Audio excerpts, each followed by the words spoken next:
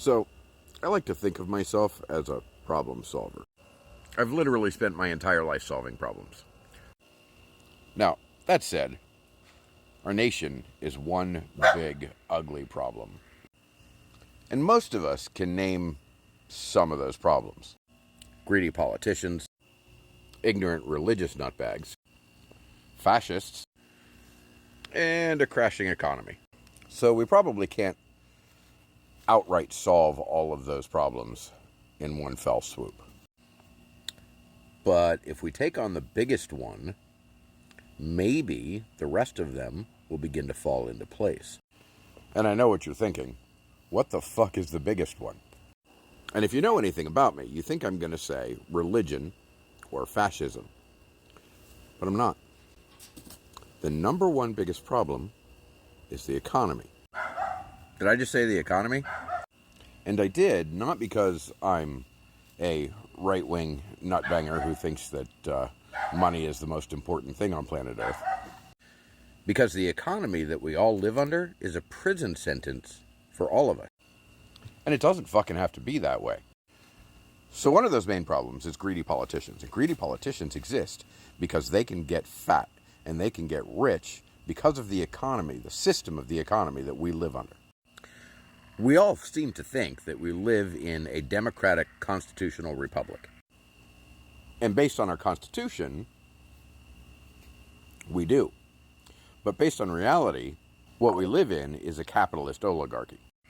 Now, usually I try not to link economic constructs and political constructs.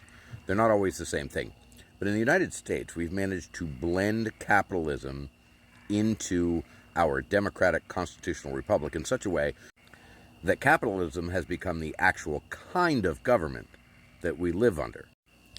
The Constitution of the United States always concedes to capitalism, not the other way around.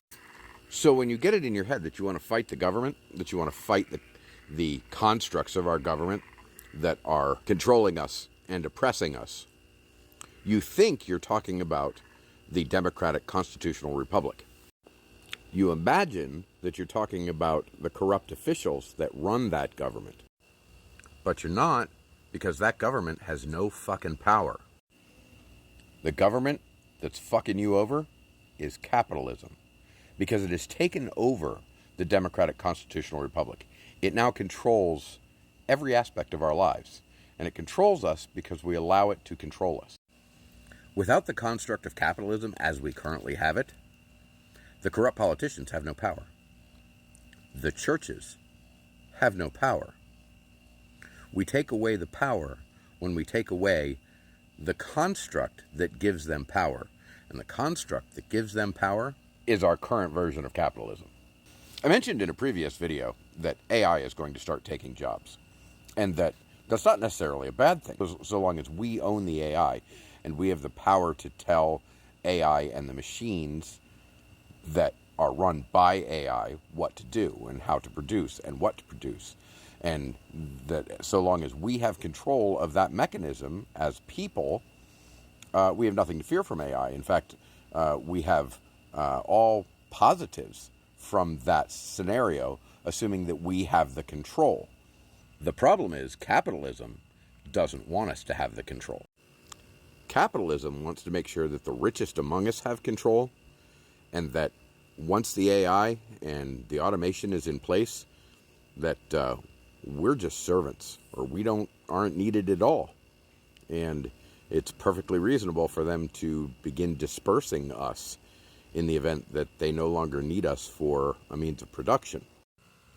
So, it is for real time to turn our caps around and get to work.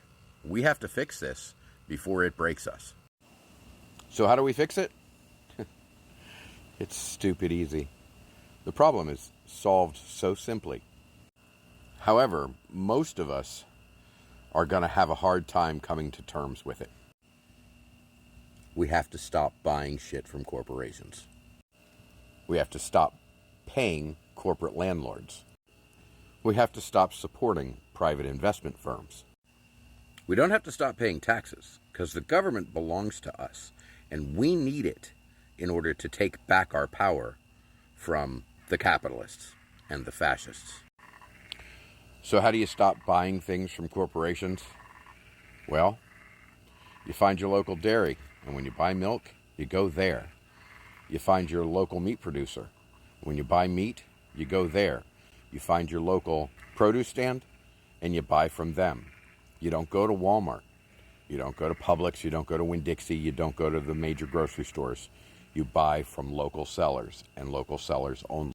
You figure out how to grow and produce some of your own food. And this one's tough. If you have a corporate landlord, you fucking move. You never buy a new car. You stop buying new phones when they come out every year. You improve your fuel efficiency and buy less gas. You buy those solar panels you've been thinking about and get off the freaking electric company's grid. You buy used things online and don't buy new stuff from big department stores. You buy local and you hire local.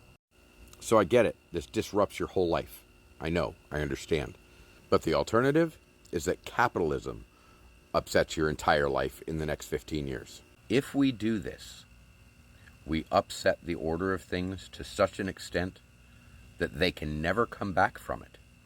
And we take the power of our government back. And it's so simple.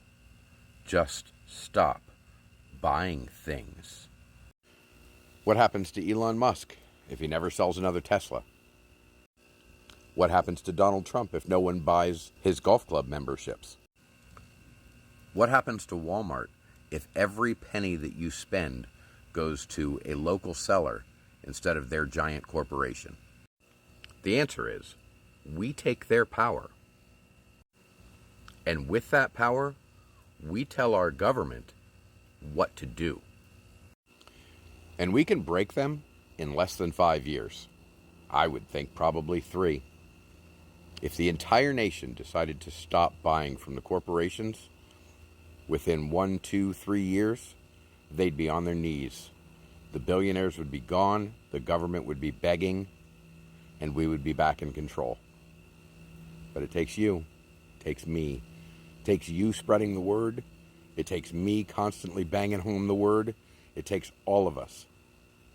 And if we get together and decide we want our power back, we can take it. And it's not that hard.